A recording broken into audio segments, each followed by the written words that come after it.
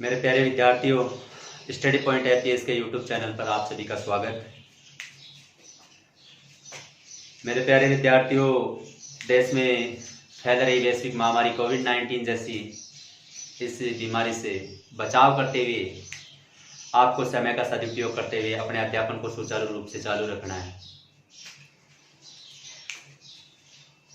इस चैनल पर आपकी पढ़ाई में किसी भी प्रकार की कोई बाधा उत्पन्न ना हो, तो आप अपने परिवार में किसी भी जिनके पास कोई मल्टीमीडिया फ़ोन वगैरह हो, उनसे थोड़ा सा या उनकी सानिध्य में रहकर आप अपने अध्यापन को इस चैनल के माध्यम से सुचारू रूप से चालू रख सकते हैं।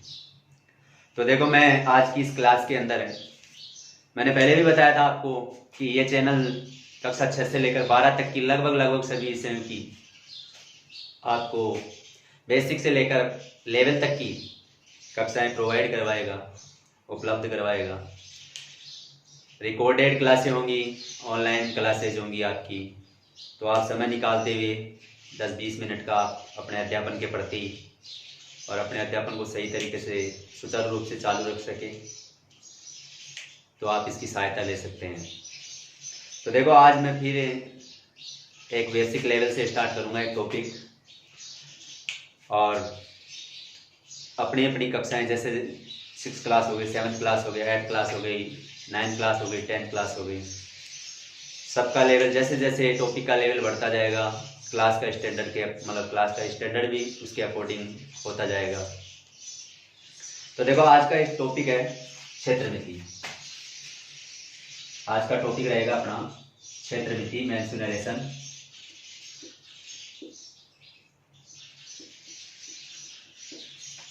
देखो, किसी भी टॉपिक के नाम से अपने को पता चल जाता है कि वह अपने को क्या बताना चाहता है, यानी कि उस टॉपिक में अपने को क्या मिलेगा, और वह टॉपिक अपने को क्या बताना चाह रहा है कि उस टॉपिक में अपन किस चीज के बारे में अध्ययन करें। तो देखो, ये आज का टॉपिक है अपना क्षेत्रमिति का। इस क्षेत्रमिति के टॉपिक को यदि अपन लोग पढ़कर देखें, थोड़ी सी देर के लिए अपन इसके ऊपर मनन करके देखें, सोचें कि ये क्षेत्रमिति है क्या, दिमाग पे थोड़ा सा जोर डालें। जैसे मान लो 9th क्लास में आ गए बच्चे, 10th क्लास में आ गए, आप 8th क्लास में आ गए, तो जैसे जैसे स्टूडेंट क्लासे वाइज बढ़ता जाता है, उसका दिमाग भी डेवलप होता जाता है। जैसे जैसे दिमाग होगा तो उसकी सोचने समझने की क्षमता है वो भी क्या होगी, डेवलप होगी, विकसित होगी, और वह दिमाग को थोड़ा सा सोचने के लिए मजबूर करेगा। तो उसके दिमाग में अनेक प्रकार के आइडियाज आएंगे, भिन्न भिन्न विचार आएंगे, सोचेगा ऐसे भी हो सकता है, ऐसे भी हो सकता है, ऐसे भी हो सकता है। तो अपने दिमाग को यदि आप लोग जितना सोचने के लिए प्रेरित करोगे, उतना ही आप लोग अपनी सफलता की ओर अर्थात अपने लक्ष्य की ओर बढ़ते जाओगे। तो देखो, आज का टॉपिक अपन ने स्टार्ट किया है, और मैंने बात की है कि ये चैनल 6 से लेकर 12 तक, 6 से लेकर 12 तक। अब 12 में साइंस भी हो सकती है, आर्ट्स भी हो सकती है, मतलब दोनों क्लासें हो जाएंगी लगभग। अभी क्लासें 1-2 दिन का टाइम लगेगा क्लास प्रोवाइड करवाने में अपने को। तो 12 में आर्ट्स और साइंस, मतलब दोनों ही विषय की 11th हो जाएगी, 12th हो जाएगी, ठीक है ना। इस अभी तक मतलब जो ये मैथमेटिक्स का टॉपिक चल रहा है आपका, वो 6 से लेकर 10वीं क्लास तक का चल रहा है। 6 से 10वीं क्लास तक का टॉपिक चल रहा है, ठीक है ना। तो 6वीं क्लास से लेकर 10वीं क्लास तक के टॉपिक में अपन लोग बात करें, तो ये टॉपिक लिया है मैंने आज आप लोगों के लिए क्षेत्रमिति। बात करते हैं क्षेत्रमिति क्या है। क्षेत्र का मतलब देखो, तोड़ो, मैंने कहा था किसी भी वर्ड को यदि आप लोग पढ़ रहे हैं तो उसके ऊपर जाओ और उसकी गहराई तक अध्ययन करो। उसकी गहराई क्या है, मतलब कितनी गहराई तक जाकर आप लोग उस टॉपिक के प्रति अध्ययन कर सकते हो। तो अपन ने लिया है क्षेत्रमिति, और इस क्षेत्रमिति के अपन लोग गहराई तक जाएंगे। तो देखो, सबसे पहले अपन ने इसके 2 भाग बनाए, एक क्षेत्र और एक हो गया मिति। क्लियर, ये है क्षेत्र। अब क्षेत्र की बात जहाँ आ जाती है तो अपने को पता होता है कि यानी कि कोई फिक्स एरिया, यानी कि जैसे अपन ने कोई फिक्स भूभाग कर दिया, इंगित कर दिया। जैसे उदाहरण के तौर पे देखें, अपने को मकान बनाना होता है तो मकान की मतलब अपन लोग क्या कर देते हैं, बॉर्डर फिक्स कर देते हैं कि अब इतने क्षेत्र में क्या बनाना है, अपने को मकान बनाना है। फॉर दिस एग्जांपल देखें, जैसे खेत की जुताई वगैरह करवानी होती है तो अपन किसी एक क्षेत्र को फिक्स कर देते हैं। इसी प्रकार और कोई उदाहरण देखें, जैसे मान लो अपना खेत होता है, तारबंदी वगैरह करवानी होती है खेत के, तो वो भी क्या हो जाता है अपना क्षेत्र। तो क्षेत्र का मतलब हो गया अपना एक भूभाग, एक फिक्स एरिया हो गया, मतलब अपने क्या कर लिया, वो चीज स्थिर कर ली, ठीक है। अब उस भूभाग की मिति का मतलब क्या हो गया, माप, क्योंकि ये क्या लिया अपने क्षेत्र, और क्षेत्र क्या होगा, भूभाग। मतलब इसको भी तोड़ के देखें तो देखो दोनों अलग अलग है। भू यानी क्या होती है, पृथ्वी, यानी कि पर्यायवाची हिंदी में पढ़ते होंगे आप सभी।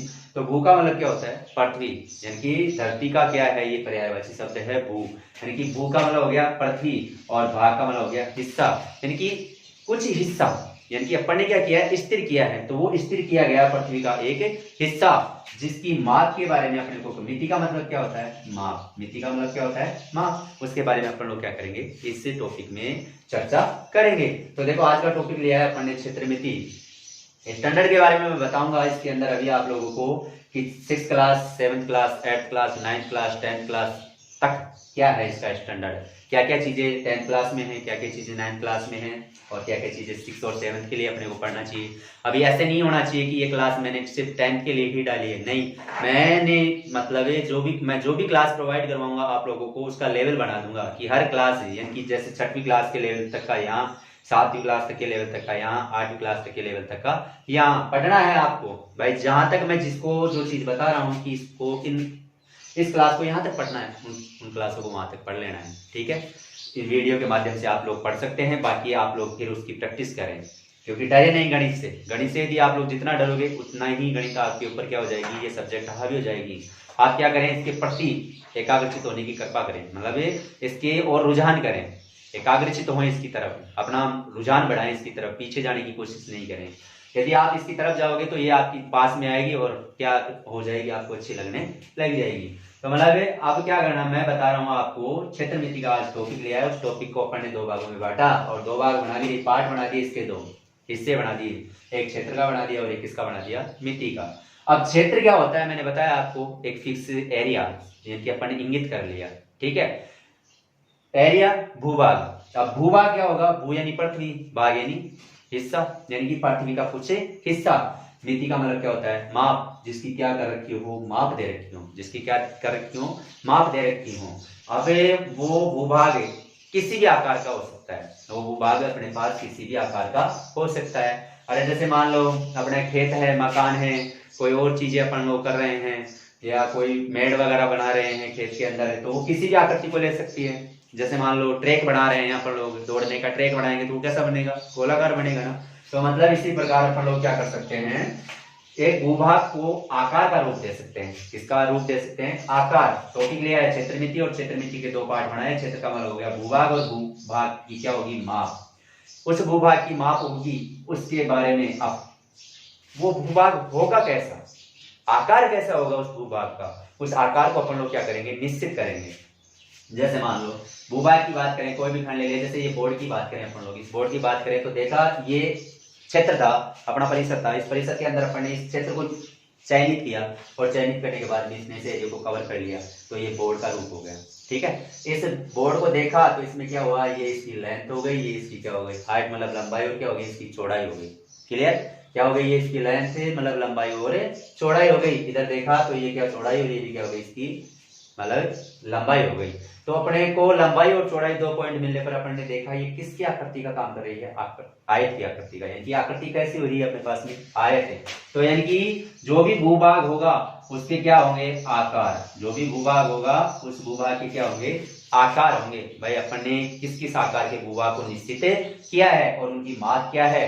फिर उसके बाद में स्टेप बाय स्टेप, यानी कि अपन लोग, मैंने बताया है कि बेसिक से लेकर जिस क्लास का जो लेवल है उस क्लास तक मैं आप लोगों को इसके बाद इस चैनल में, इस वीडियो के माध्यम से बताऊंगा, ठीक है ना।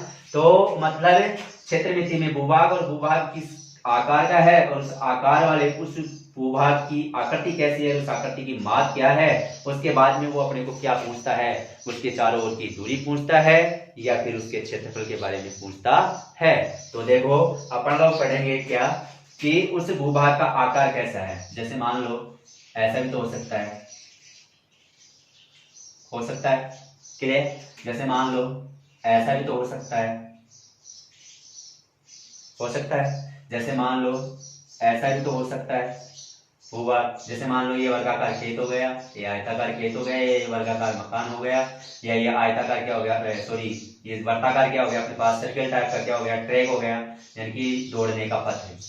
जैसे बच्चे आजकल रेस वगैरह करते हैं ना कंपटीशन वाले, तो ये ट्रैक हो गया, ठीक है, दौड़ का पथ हो गया, क्लियर। अब जैसे मान लो मेड वगैरह हो गई अपनी ये, और जैसे मान लो ऐसा हो गया, कोई प्लॉट है मकान वगैरह का, उसका हो सकता है, ठीक है। जैसे मान लो अपने पास में ऐसा हो गया, हो सकता है, जैसे मान लो ऐसा हो गया अपने पास में। तो अपन क्या करेंगे, इस भूभाग को आकार, यानी कि इस भूभाग के जो भी आकार होंगे उन आकारों की क्या होगी, माप होगी, एक क्या होगी, माप होगी।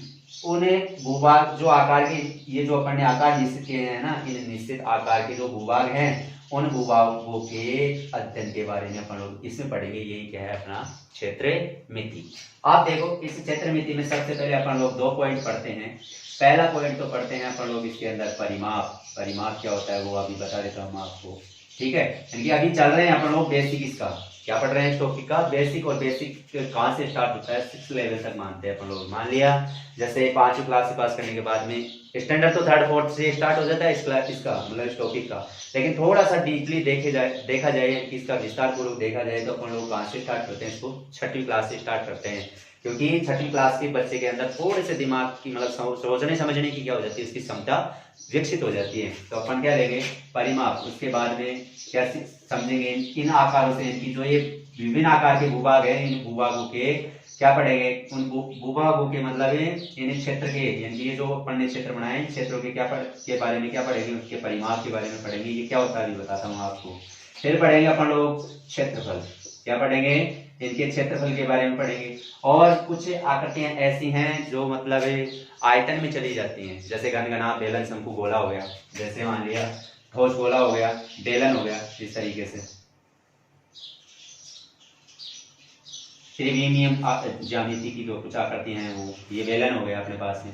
जैसे मान लो ये हो गया शंकु, जिसका आधार क्या है, वर्तीय। क्या है आधार का अक्षर क्या है इसका, वर्तीय है, एक टुकड़ी टोपी के समान, ठीक है ना। तो इनके आयतन के बारे में, तो अगला पॉइंट अपना क्या रहेगा, इनके आयतन के बारे में रहेगा अगला पॉइंट। अब अपन लोग बात करें तो तीसरा पॉइंट रहेगा अपना क्या, आयतन रहेगा। तीसरा पॉइंट आयतन का रहेगा अपना, ठीक है ना।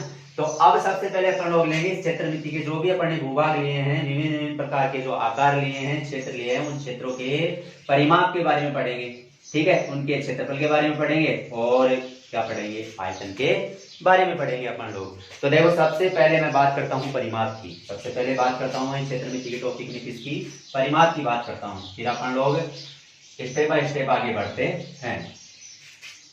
तो देखो सबसे पहले अपन ने टॉपिक लिया है क्षेत्र मिति का, और क्षेत्र मिति में बात कर रहे हैं परिमाप की। परिमाप, भूभाग कैसा भी हो सकता है, अलग अलग आकार के मैंने बताया आप लोगों को। कहीं ऐसा भी हो सकता है, आयताकार हो सकता है, वर्गाकार हो सकता है, चतुर्भुजाकार हो सकता है। अब चतुर्भुज में भी अलग अलग हो सकता है, समचतुर्भुजाकार हो सकता है, समांतर चतुर्भुजाकार हो सकता है, समलंब चतुर्भुजाकार हो सकता है नहीं हो सकता। देखा जाए तो जैसे वर्ताकार हो सकता है, बेलनाकार, शंक्वाकार, मतलब ये ठोस, कुछ ठोस ऐसे हो गए जो त्रिविमीय उसमें चले गए, तो उनका क्या निकालेंगे अपन लोग, आयतन वगैरह। तो इस क्षेत्र मिति में अपन लोग 3 पॉइंटों का अध्ययन करते हैं, जिसमें पहला पॉइंट लिया अपन ने क्या, परिमाप। क्या लिया है पहला पॉइंट, परिमाप। और दूसरा पॉइंट क्या लेंगे अपन लोग इसके अंदर है, क्षेत्रफल। क्या लेंगे दूसरा पॉइंट, क्षेत्रफल। और तीसरा पॉइंट क्या रहेगा अपने पास में इसमें, आयतन, ठीक है। तो आज से अपन लोग बेसिक से स्टार्ट कर रहे हैं। पहला पॉइंट कौन सा लेंगे, परिमाप से। कौन सा लेंगे, परिमाप से लेंगे, ठीक है, परिमाप से लेंगे। और परिमाप में अपन लोग सबसे पहले इसकी परिभाषा पढ़ेंगे। परिमाप में क्या पढ़ेंगे, इसकी सबसे पहले परिभाषा। परिमाप में क्या पढ़ेंगे, इस टॉपिक की सबसे पहले परिभाषा पढ़ेंगे, फिर उसके बाद में क्षेत्रफल, फिर उसके बाद में क्या करेंगे अपन लोग, आयतन। तो सबसे पहले परिमाप, और परिमाप की क्या पढ़ रहे हैं अपन लोग, परिभाषा। परिमाप किसे कहते हैं, समतल पर होगी कोई भी आकृति होगी, जो यानी कि जैसे कोई भी आकृति है तो वो आकृति कहाँ पर स्थित होगी, समतल भूभाग पर स्थित होगी। यानी कि जो समतल पर स्थित है आकृति होगी तो वह अब बंद, कैसी आकृति होगी, वो बंद आकृति होगी। जैसे मान लो ये इतना बड़ा क्षेत्र था और इतने बड़े क्षेत्र में मैंने इतने से हिस्से को काट लिया, तो ये समतल था, इस समतल के ऊपर मैंने इतने से हिस्से को फिक्स किया है, यानी कि इस क्षेत्र को फिक्स किया है। और ये क्षेत्र, ये आकृति किसकी हो गई है अपने पास में? आयत की। किसकी हो गई है? आयत की हो गई है। तो अब इसे अपन लोग आयत कह सकते हैं। तो आयत कहेंगे इसे, तो क्या पूछेगा अपने को? इसकी परिमाप की परिभाषा बताओ, यानी कि परिमाप क्या होगा इसका। तो अपन लोग क्या करेंगे, इसकी मतलब कोई भी क्षेत्र होगा, जैसे मान लो ये आयत है, जैसे मान लो इतने बड़े क्षेत्र के अंदर ये वाला चित्र कर लिया अपन ने, तो ये क्या हो गया अपने पास में? वर्ग हो गया। तो इसके क्या पढ़ेंगे? परिमाप की परिभाषा। तो मतलब परिमाप होता क्या है, उस परिमाप की परिभाषा के बारे में आप लोग क्या करेंगे? अध्ययन करेंगे। तो सबसे पहले परिमाप की क्या पढ़ेंगे? परिभाषा। ठीक है, फिर जो आकृति बनेंगी उन आकृतियों की क्या पढ़ेंगे? परिभाषाएं पढ़ेंगे। तो सबसे पहले लिए है परिमाप, और परिमाप की परिभाषा क्या हो जाएगी कि समतल पर स्थित कोई भी सरल बंद आकृति जिसके चारों ओर की दूरी हमेशा क्या कहलाती है? परिमाप कहलाती है। यानी कि परिमाप की परिभाषा क्या हो गई? वह सरल बंद आकृति जिसके चारों ओर की दूरी, मतलब सरल बंद आकृति की, सरल बंद आकृति के चारों ओर की दूरी, चारों ओर की दूरी क्या कहलाती है? परिमाप कहलाती है। परिमाप कहलाती है। टॉपिक क्या लिया है अपन ने? परिमाप। क्षेत्रमिति के अंदर पहला टॉपिक परिमाप का, और परिमाप में क्या पढ़ी? परिमाप की परिभाषा। अब वो आकृति कैसी भी हो, तो जैसे आयत हो, वर्गाकार हो, चतुर्भुजाकार हो, कैसी भी हो, तो सबसे पहले परिमाप की परिभाषा। कहते किसे? परिमाप। कि सरल बंद आकृति के चारों ओर की दूरी क्या कहलाती है? परिमाप। जैसे उदाहरण लेके देखें अपन लोग, ये है अपने पास आयत, अब इसके चारों ओर की दूरी कैसे होगी? यहाँ से किया है इसको स्टार्ट, जैसे मान लो अपन यहाँ से चलना स्टार्ट कर रहे हैं, इधर चले, ऐसे चलते चलते हैं, फिर यू में टर्न लिए, फिर वापस यू टर्न लिए, और फिर वापस यू टर्न लेने के बाद में अपने गंतव्य स्थान पर आ गए हम लोग। तो ये क्या कहलाई? इसके चारों ओर की दूरी। क्या कहलाई? इसके चारों ओर की दूरी। तो ये क्या कहलाई? चारों ओर की दूरी कहलाई। तो ये क्या कहलाएगी अपने पास में? परिमाप। क्या कहलाएगी? परिमाप। तो परिमाप की सीधी सी परिभाषा हो गई, सरल बंद आकृति के चारों ओर की दूरी क्या कहलाती है? परिमाप कहलाती है। अब जैसे मान लो इसको क्या दे दिया अपन ने? ए। तो ये आयत की आकार की हो रही, तो ये ए है, तो ये भी क्या होगा? ए। इसे अपन ने क्या दिया? बी। तो इसे भी क्या देंगे अपन लोग? बी दे देंगे, क्योंकि हम किसे कहते हैं? आयत। अभी टॉपिक आएगा तो बताएंगे उसके बारे में, ठीक है ना। तो सबसे पहले परिमाप की परिभाषा सभी को क्लियर हो गई। 6th 7th के लेवल तक का, 8th के लेवल तक का, 9th लेवल तक का ये टॉपिक है। तो 9th लेवल तक यानी कि अपन जो पढ़ रहे हैं क्षेत्रमिति में पहला टॉपिक लेंगे, उस टॉपिक में पहले पॉइंट की बात की है, यानी कि पहले बिंदु की बात की है परिमाप की, और परिमाप की परिभाषा क्या होती है उसके बारे में पढ़ने क्या किया है? अध्ययन किया है, ठीक है ना। अब इस टॉपिक के बाद अपन लोग क्या करेंगे? परिमाप में कोई एक आकृति फिक्स करेंगे, ठीक है, और उन सभी आकृतियों का क्या निकालेंगे अपन लोग? परिमाप निकालेंगे। क्या निकालेंगे? उन सभी आकृतियों का अपन लोग परिमाप निकालेंगे। सबसे पहले अपन ले लेंगे, देखिए, जिसका स्टैंडर्ड है 6वीं क्लास से लेकर कहां तक हो? 10th क्लास तक हो। तो ऐसा ही अपन कुछ एक पॉइंट स्टार्ट करेंगे। तो देखो, आज का आपका मुख्य जो पॉइंट होगा वो होगा परिमाप से रिलेटेड। जैसे मान लो ये ले लिया अपन ने, ये एक डायग्राम ले लिया, ठीक है। एक क्षेत्र पे अपन ने क्या किया है? ऐसी आकृति बनाई है, और इसको क्या किया है? स्थित किया है, फिक्स किया है कि ये भूभाग अपन ने क्या कर दिया? फिक्स। अब देखो, इसमें दो कंडीशन बन गई। ये तो हो गया बाहर का क्षेत्र, ये तो कैसा क्षेत्र हो गया अपने पास में? बाहरी क्षेत्र। बाहरी क्षेत्र हो गया अपने पास में, ठीक है। और ये हो गया अंदर का क्षेत्र, अंदर का क्षेत्र।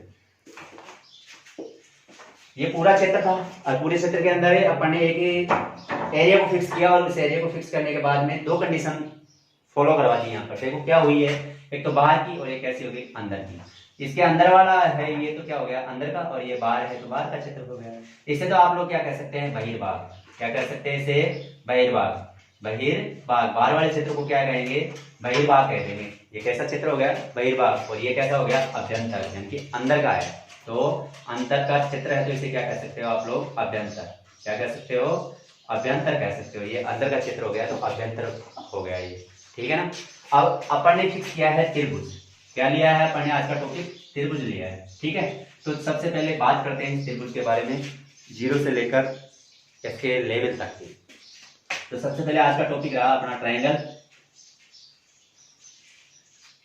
साथ साथ इंग्लिश के मीनिंग्स भी कुछ यूज किया करो, जिससे आपका स्टैंडर्ड क्या हो? ठीक हो जाए। तो आज अपन ने लिया है ट्रायंगल लिया है, ठीक है। क्या कहते हैं इसे? त्रिभुज। क्या कह सकते हैं इसे, त्रिभुज कह सकते हैं। तो देखो कॉमनली तरीके से इसकी परिभाषा क्या पढ़ेगा, अब इसके इस टॉपिक के अंदर अपन लोग कॉमनली तरीके से इसकी क्या पढ़ेंगे, परिभाषा। क्या पढ़ेंगे, परिभाषा। ठीक है। फिर इस टॉपिक से रिलेटेड अब मैंने कहा था कि बेसिक से लेकर इसका लेवल कहां तक जाता है, मैं वहां तक इसके बारे में आप लोगों को बताऊंगा। ठीक है ना। तो मतलब सबसे पहले अपन लोग क्या पढ़ेंगे, इसे जो आकृति ली है इस क्षेत्रमिति के अंदर, इस टॉपिक में ये एरिया अपन ने फिक्स किया है और इस फिक्स एरिया के अंदर अपन लोग क्या करेंगे, इसके बारे में जानकारी प्राप्त करेंगे, सारी चीजें भाई क्या क्या है इससे रिलेटेड।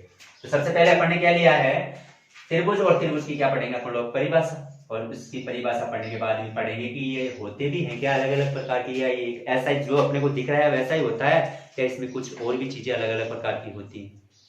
समझ रहे हो मैं क्या बताना चाह रहा हूँ आपको, कि मतलब मैं ये बताना चाहता हूँ आपको कि अपन ने टॉपिक लिया है क्षेत्रमिति के अंदर, परिमाप पढ़ा है बेसिक, मतलब बेसिक में 3 टॉपिक बताया मैंने क्षेत्रमिति में, कि एरिया, अलग अलग आकृतियां बताई मैंने आपको इसके अंदर, और अलग अलग आकृतियां बताने के बाद में मैंने बताया कि उन आकृतियों की क्या क्या चीजें फिक्स हो जाती हैं, उसका परिमाप फिक्स हो जाता है कि भाई वो कितनी कितनी लंबी चौड़ी है।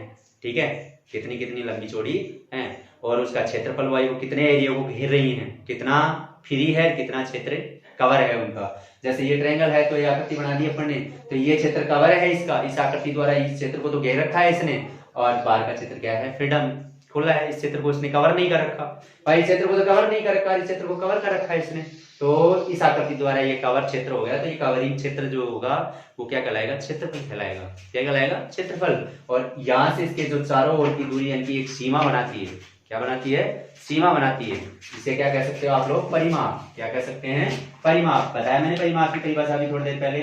परिमाप किसे कहते हैं, सरल बंधाकृति के चारों ओर की दूरी। परिमाप किसे कहते हैं, सरल बंधाकृति के चारों ओर की दूरी क्या कहलाती है, परिमाप कहलाती है। ठीक है ना, आया समझ में। अब परिमाप कह दो इसे, चाहे परिसीमा कह दो, परिसीमा भी वही एक बात है, सीमा, बॉर्डर, अंग्रेजी में क्या बोलते हैं इसे, बॉर्डर बोलते हैं। परिसीमा या परिमिति, परिमिति, परि का मतलब क्या होता है, चारों ओर, परि का मतलब क्या होता है, चारों ओर। देखो इसको तोड़ो, परि का मतलब क्या होता है, चारों ओर। परि का मतलब भी क्या होता है, चारों ओर। माप का मतलब क्या होता है, माप, लंबाई चौड़ाई। परिसीमा, परिसीमा का मतलब क्या है, चारों ओर की सीमा। परिमिति का मतलब क्या है, चारों ओर की माप, यानी कोई भी आकृति है उसके चारों ओर की माप हो जाती है। ठीक है ना। तो मतलब परिमाप के बारे में आप लोगों को बता दिया मैंने। अब क्षेत्रफल की बात करें तो क्षेत्रफल में बताया कि कवर जो क्षेत्र है उससे घेरे गए क्षेत्र का भाग क्या कहलाएगा, क्षेत्रफल कहलाएगा। ठीक। अब अपन ने आज का टॉपिक लिया है, अपन ने आज का टॉपिक लिया है त्रिभुज, यानी कि एक ऐसी आकृति का टॉपिक लिया है, त्रिभुज की आकृति का टॉपिक लिया है। ठीक है ना। अब इस त्रिभुज के बारे में अपन लोग डेफिनेशन से पढ़ेंगे, जो इसका लेवल 6वीं क्लास से लेकर 12वीं क्लास तक का है। तो बात करेंगे आज त्रिभुज की, किसकी बात करेंगे, त्रिभुज की बात करेंगे। ठीक है। तो सबसे पहले अपन लोग इसकी परिभाषा के बारे में पढ़ेंगे, फिर क्या पढ़ेंगे, इसके प्रकार के बारे में, क्या पढ़ेंगे, इसके प्रकार के बारे में पढ़ेंगे। ठीक है। फिर पढ़ेंगे ये भाई कितने प्रकार का होता है, कैसे कैसे होता है, अलग अलग होता है या एक ही प्रकार का होता है, जैसा अपने को दिख रहा है वैसा ही होता है, या इसमें कुछ चेंजिंग होता है, बदलाव होता है या नहीं होता, उसके बारे में अपन लोग क्या करेंगे, इसके अंदर पढ़ेंगे। फिर अपन लोग क्या पढ़ेंगे, प्रकार पढ़ने के बाद में, यानी कि जैसे ये लेवल बढ़ाते गए तो बढ़ाते बढ़ाते चले गए, तो लेवल बढ़ाते बढ़ाते चले गए, उसके बाद में अपन लोग क्या पढ़ेंगे, यानी कि इसके परिमाप के बारे में और इसके क्षेत्रफल के बारे में। स्टैंडर्ड जैसे जैसे क्लासें बढ़ती जाएगी इस टॉपिक का स्टैंडर्ड भी बढ़ता जाएगा। फिर बढ़ते बढ़ते अपन लोग थोड़े से और ऊपर गए तो 9th क्लास तक, मतलब ये लेवल 9th क्लास तक बता रहा हूं मैं। 9th क्लास के बारे में 10th क्लास में बेसिक तो है ही, बेसिक तो आपको समझना ही है भाई, आप 6वीं क्लास से समझते समझते आ रहे हो, तो 10th क्लास में बेसिक पढ़ाने की आवश्यकता आप लोगों को कहाँ पड़ गई, यानी कि यही चीजें तो 10th में जाके थोड़ी बहुत मतलब है, बाकी वैसे की वैसे ही तो है। क्षेत्रफल के बाद में अपन लोग पढ़ेंगे त्रिभुजों की अलग अलग कसौटियां, मतलब जैसे समरूपता की कसौटियां, सर्वांग समता की कसौटियां। ठीक है ना, यानी कि क्या पढ़ेंगे, कसौटियां, त्रिभुजों की कसौटियां। अब कसौटियां जैसे मान लो त्रिभुज किस किस के आधार पे सर्वांगसम हो सकते हैं, समरूप हो सकते हैं, यानी कि उनमें सिमिलरिटी कैसी होगी, किस आधार पे सिमिलरिटी होगी उनके अंदर सर्वांग समता। तो मतलब टॉपिक बढ़ जाएगा, एक तो किसका, सर्वांग समता का, और एक बन जाएगा समरूपता का। ठीक है, तो ये वाला टॉपिक है और ये वाला टॉपिक चल के किस क्लास में और जुड़ जाएगा, यानी कि इसके बाद में जब अपना अध्ययन करेंगे सर्वांग क्षमता और समरूपता का, ये जुड़ जाएगा टॉपिक किस में जाकर 10वीं क्लास में। कौन सी क्लास में जुड़ जाएगा? 10वीं क्लास में जुड़ जाएगा। और 10वीं क्लास के अंदर फिर आप लोग इसके टॉपिक के ऊपर गहनता से अध्ययन करेंगे, और जो चलेगा अध्ययन वो चलेगा किसके अनुसार, मतलब थ्योरम के अनुसार, जिन्हें क्या कहते हो आप लोग, प्रमेय। क्या कहते हो? प्रमेय कहते हो। और भी बहुत से टॉपिक हैं इससे रिलेटेड, यानी कि इस चित्र से रिलेटेड और भी बहुत से टॉपिक हैं इसके अंदर। तो अपन क्या कर रहे हैं, सबसे पहले आज बात करेंगे परिभाषा और प्रकार के बारे में बात करेंगे। ठीक है, फिर अगली वाली क्लास के अंदर अपन लोग हो सकता है यदि टाइम रहा तो परिमाप के बारे में भी चर्चा करेंगे आप, और फिर अगली वाली क्लास में अपन लोग क्षेत्रफल के बारे में चर्चा करेंगे, क्योंकि मैंने स्टैंडर्ड है ना, मतलब 6वीं क्लास से लेकर 9th क्लास तक लिया है, तो इसका मतलब है कि थोड़ा टाइम तो इसके अंदर लगेगा ही। ठीक है ना, तो आज अपन बात करते हैं सबसे पहले परिभाषा की। आज अपन बात करते हैं सबसे पहले परिभाषा की बात करते हैं। तो देखो फटाफट अब परिभाषा की बात करते हैं। तो सबसे पहले त्रिभुज कहते हैं किसे, कॉमनली भाषा में देखा जाए तो किसे कहते हैं? तीन भुजाओं से घिरी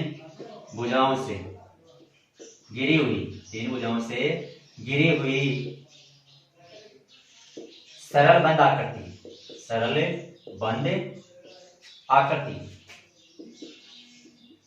आकृति को अपन क्या कहते हैं? त्रिभुज कहते हैं।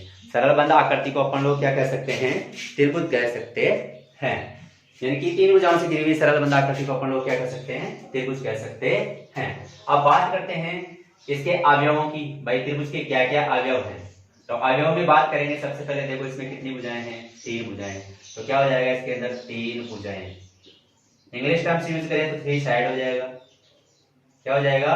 3 साइड। भुजाओं को क्या कहते हैं? साइड कहते हैं। ठीक है, 3 साइड हो जाएगा। जैसे और बात करें इसके अंदर कितने एंगल हो जाएंगे? 3। यानी कि इसमें कितने अवयव में दूसरा पॉइंट हो जाएगा इसका? 3 ही क्या हो जाएंगे इसके? कोण। 3 क्या हो जाएंगे इसके? कोण। इसी प्रकार बात करें अपन लोग तो 3 ही क्या हो जाएंगे इसके? शीर्ष, वेक्टर जिसको बोलते हैं आप लोग। 8वीं क्लास का टॉपिक है एलर सूत्र, उसमें है ई वी और एफ। एज्ड, ई वी और एफ है। फेस, वेक्टर और एज्ड, यानी कि फलक, किनारे और शीर्ष। तो 3 कोण हो गए। 3 इसके अंदर क्या हो जाएंगे? शीर्ष हो जाएंगे। 3 क्या हो जाएंगे इसके अंदर? शीर्ष हो जाएंगे। 3 ही क्या हो जाएंगे इसके अंदर? माध्यिका। 3 ही क्या हो जाएंगे इसके अंदर? माध्यिका हो जाएंगी। ठीक है, 3 माध्यिका हो गए इसके अंदर। और ये जहां माध्यिका कटती हैं, इनका जो केंद्र कटान बिंदु होता है, वो कटान बिंदु क्या कहलाता है? अंतः केंद्र। क्या कहलाता है? अंतः केंद्र, जिसका संबंध 10वीं क्लास की लोकस प्रश्नावली यानी कि बिंदुपत वाली प्रश्नावली से है। और टॉपिक में अपन लोग और भी इसके बारे में गहनता से अध्ययन करेंगे। तो देखो सबसे पहले अपन ने त्रिभुज की परिभाषा पढ़ी, और त्रिभुज की परिभाषा पढ़ने के बाद में त्रिभुज के क्या पढ़े हैं अपन ने? अवयव। और अवयव में मुख्यतः क्या क्या अवयव पढ़ लिए? इसके 3 भुजाएं हैं, 3 कोण हैं, और 3 क्या हैं? शीर्ष हैं, और 3 क्या है इसकी? माध्यिका। देखो दोबारा से, ये क्या है इसकी? भुजाएं। ठीक है, ये क्या है? इनके कोण। और ये क्या है? इनकी माध्यिकाएं। क्या है? इनकी माध्यिकाएं हैं। ठीक है ना, और ये क्या है? इनके शीर्ष, यानी कि ये वाले क्या है? वेक्टर्स है, शीर्ष है। क्लियर? अब बात करते हैं इसके प्रकार की। तो मैं एक डायग्राम के माध्यम से आप लोगों को बताऊंगा, फिर उनकी परिभाषाएं अपन लोग कॉमनली तरीके से पढ़ेंगे। देखो ये अपना टॉपिक था त्रिभुज, और इस त्रिभुज को अपन लोग सबसे पहले बात करते हैं इसके प्रकार। परिभाषा पढ़ी ली है, इसके अवयव पढ़ी लिए हैं अपन ने। क्या क्या पढ़ लिए? इसकी परिभाषा पढ़ी अपन ने, और क्या पढ़ा? इसके अवयव पढ़ लिए। इसके क्या पढ़े अपन ने? अवयव पढ़ लिए। ठीक है, क्या पढ़े? इसके अवयव। अब क्या पढ़ रहे हैं? इसके प्रकार। तो देखो मुख्यतः त्रिभुज 2 प्रकार के होते हैं। कितने प्रकार के होते हैं? 2 टाइप्स, 2 प्रकार के होते हैं। देखो किसके आधार पे होते हैं 2 प्रकार? इधर देखो क्या है? ये भुजा। तो एक तो किसके आधार पे हो जाएगा? भुजा। ये क्या है? कोण। तो किसके आधार पे हो जाएगा? कोणों के आधार पे। यानी कि 2 प्रकार मुख्यतः किसके आधार पे हो गए? एक तो किसके आधार पे हो गया? भुजाओं के आधार पे। किसके आधार पे हो गया अपने पास में? भुजाओं के आधार पर। अगला पॉइंट है इधर दूसरा, फिर और किसके आधार पे हो जाएगा? कोणों के आधार पर। कोणों के आधार पर। एक हो गया भुजाओं के आधार पे और एक हो गया कोणों के आधार पर हो गया अपना। ठीक है, अब बात करते हैं त्रिभुज दो प्रकार के हुए, भुजाओं के आधार पे और कोणों के आधार पे। तो भुजाओं के आधार पे बात करें, इसके आधार पे बात करें तो त्रिभुज कितने प्रकार का होता है? 3 प्रकार का। कितने प्रकार का होता है? 3 प्रकार का होता है। कितने टाइप होती है इसकी? 3 टाइप होती है कि ये 3 प्रकार का होता है। और इसके आधार पे बात करें तो ये भी कितने प्रकार का होता है? 3 प्रकार का ही होता है। तो इसके आधार पे 3 प्रकार कौन कौन से हैं बात करें, जैसे समबाहु त्रिभुज। कैसा त्रिभुज है? समबाहु त्रिभुज। ठीक है, उसके बाद बात करें समद्विबाहु त्रिभुज। ऐसा त्रिभुज हो जाएगा, समद्विबाहु त्रिभुज हो जाएगा। उसके बाद में बात करें विषमबाहु त्रिभुज, विषमबाहु त्रिभुज। ठीक है, भुजाओं के आधार पे कितने प्रकार के हो जाएंगे? 3 प्रकार के। इसी प्रकार कोणों के आधार पे बात करें तो इसके भी कितने प्रकार हो जाएंगे? 3 प्रकार हो जाएंगे। और वो 3 प्रकार कौन कौन से होंगे? पहला होगा न्यून कोण त्रिभुज। कैसा त्रिभुज है? न्यून कोण त्रिभुज। कैसा त्रिभुज है? न्यून कोण त्रिभुज। ये संकेत है त्रिभुज का, तो ऐसे भी लिख सकते हैं इसको, त्रिभुज। दूसरा है समकोण त्रिभुज, समकोण त्रिभुज।